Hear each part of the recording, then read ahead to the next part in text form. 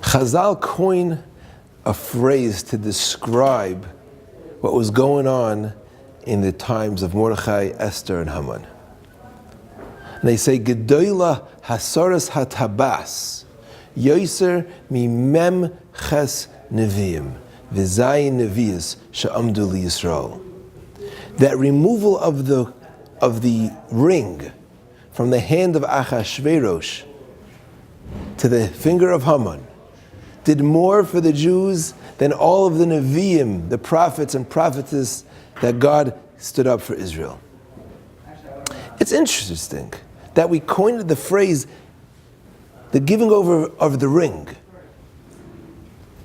You could have talked about the Gezerah of Haman did more for the Jews.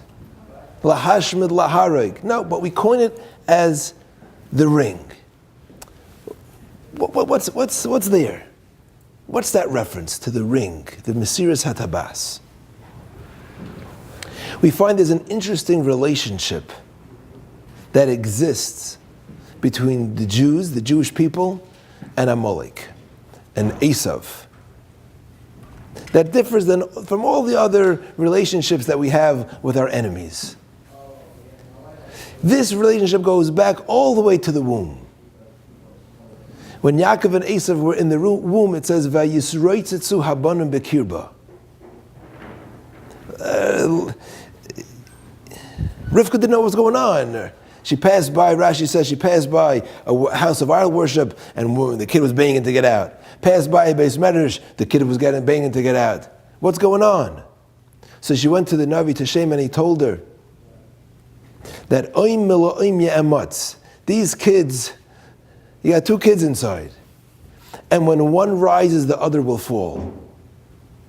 There's a scale. They're never both up and one down, and it's even more. Chazal say that Amalek is built michorbana shel Yerushalayim. It's from the Chorban of Yerushalayim where Amalek gets its strength to be built. And the same way it goes the opposite way also. We are the Jewish people. Yerushalayim is built michorbana shel Amalek, and that's why it's a circle, because when one's up, the other's down. Haman went up, the Jews went down. Haman went down, Mordechai came up. It's in a circle. So what is it? What do we get? How do we build? What are we building from the Chorban of Amalek? When Amalek came to the Jews, what does Amalek stand for? Amalek came against the Jews, and it says, Asher karcha baderech. And Rashi says in one shot, karcha is from a lashon of kur.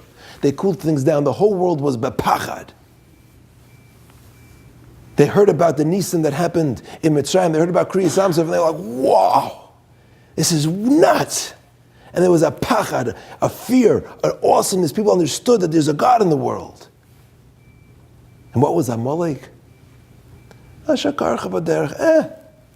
Big deal. Big news. They turned their back to the whole thing.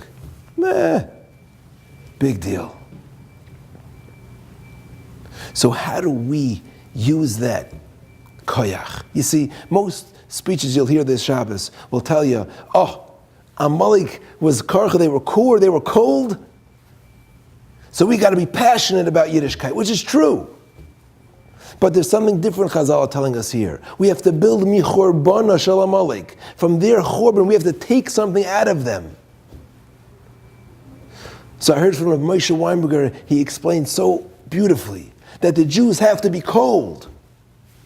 Cold. Jews are supposed to be warm, freilich, happy. We're supposed to be cold? Yeah. And listen to this. From the Kotzker Rebbe, he said, we're all aware, Vayichan Sham Yisrael neged Ahar. After Amalek came and fought against us and we were victorious, we went to Matan Torah. And by the mountain, Vayichan Sham Yisrael neged Ahar ki ish echad b'leiv echad. And if you picture that in your head, you have a picture of circles and circles of Jews surrounding a mountain, all looking up and saying, ki ish echad b'leiv echad, we want that Torah. And the Kotzker says there's something else magnificent that happened there. That all the Jews had their back to the Ummah Sa'ilm, to the nations of the world. They showed a coldness to the nations of the world.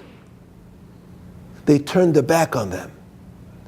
And with that, they were able to look at the Torah.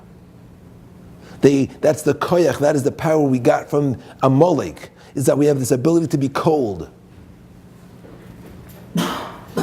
What does that mean practically? How do we internalize this? And I think this is so powerful.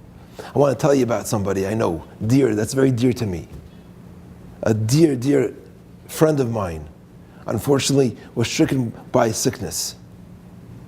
And he's a young father of 4 kids, little kids. And I'm thinking, what could we do for a schus for his refuah shalema? And it hit me yesterday. So we got to show a coldness. Parshat Zachar. We're going to remember Amalek. We got to remember what we got from Amalek. That we can be cold. That we can turn a cold shoulder. Not to our family and friends. And not to a fine kumzitz and a geschmack and niggin. But to the outside world. And how can we do that? And last night I came home and I turned off my phone. And I turned a cold shoulder to all the world that's calling. And to all my emails, I turned a cold shoulder and I turned off my phone. And I enjoyed my children, my wife, and my home. So I'm asking all of you, as we come into Parshas Amalek, to read about what Amalek did to us and what we gained from them, I'm asking all of you, join me.